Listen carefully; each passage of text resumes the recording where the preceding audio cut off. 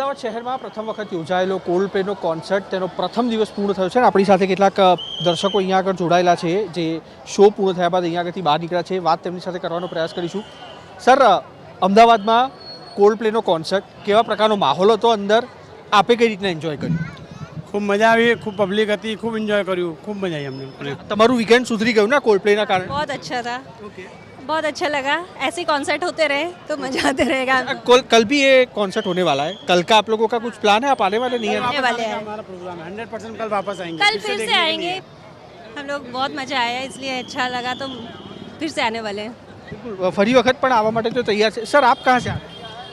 मैं लोकल ही हूँ ઓકે, અમદાવાદના જ છો તમે? અચ્છા, ચાંદખેડાના જ છો. કોન્સર્ટ અહીંયા આગળ યોજાયો, કયા પ્રકારનો અનુભવ તમારો રહ્યો અને અલગ શું હતું? એકદમ અદ્ભુત અનુભવ રહ્યો. આવો કોન્સર્ટ અમદાવાદમાં ક્યારે થયો નથી અને ભવિષ્યમાં ક્યારે થશે એ હવે ખબર નથી. જી.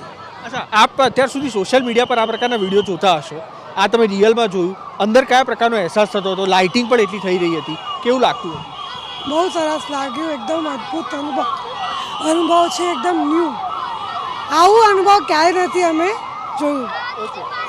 ક્યારે ન થયો હોય તે પ્રકારનો અનુભવ અહીંયા આગળ લોકોને થતો હોય તે પ્રકારનો અહેસાસ તેઓ કહી રહ્યા છે. અને અમારી પાછળના દ્રશ્યો અહીંયા આગળ જોઈ શકો છો, જે કોલ્ડપ્લે કોન્સર્ટ છે તે અત્યારે પૂર્ણ થયો છે અને અનેક યુવાનો છે તે અત્યારે અહીંયા આગળથી નીકળી રહ્યા છે.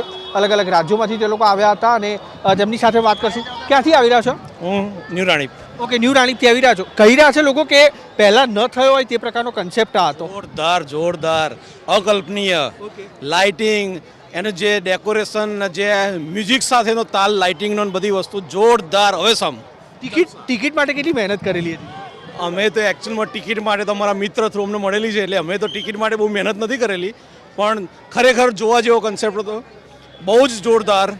અને એમાંય જો આપણો ગુજરાતી ગરબો એક વાગ્યો હોત ને તો જલસો પડી જાય, આખું સ્ટેડિયમ ધ્રુજતું આજે. તો अन्य लोगों पर यहाँ के सर, आप कहाँ से आ रहे हैं? हम लोग नागपुर से है ओके.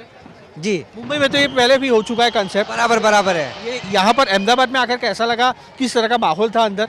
बहुत बढ़िया लगा. और यहाँ पे बेस्ट पार्ट क्या थी, अंदर में अरेंजमेंट एक्सीलेंट थे. हम लोग ने जो सुना था कि कैसा होगा यहाँ अरेंजमेंट, लेकिन अंदर में सिक्योरिटी बहुत अच्छी थी, फूड बहुत अच्छा था और प्रॉपर सब चीज़ प्रॉपर थी. और हम लोग बहुत खुश है कि अहमदाबाद में हमने अटेंड किया, हमको बहुत खुशी हुई. Next level. Especially the LED bands did the whole magic. It was really magical night. अच्छा, ये कल भी हो रहा है. आप लोग कल यहाँ पर रुकने वाले, निकलने वाले? कल किस तरह का प्लानिंग रहे? No, tomorrow we are going out. We are going to Somnath. Somnath ji, right. G.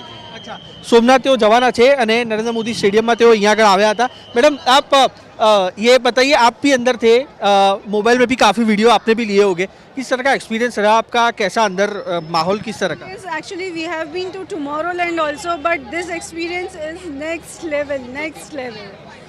Especially that watch ka, it is ekdam different. First time we have experienced. And Ahmedabad rocks.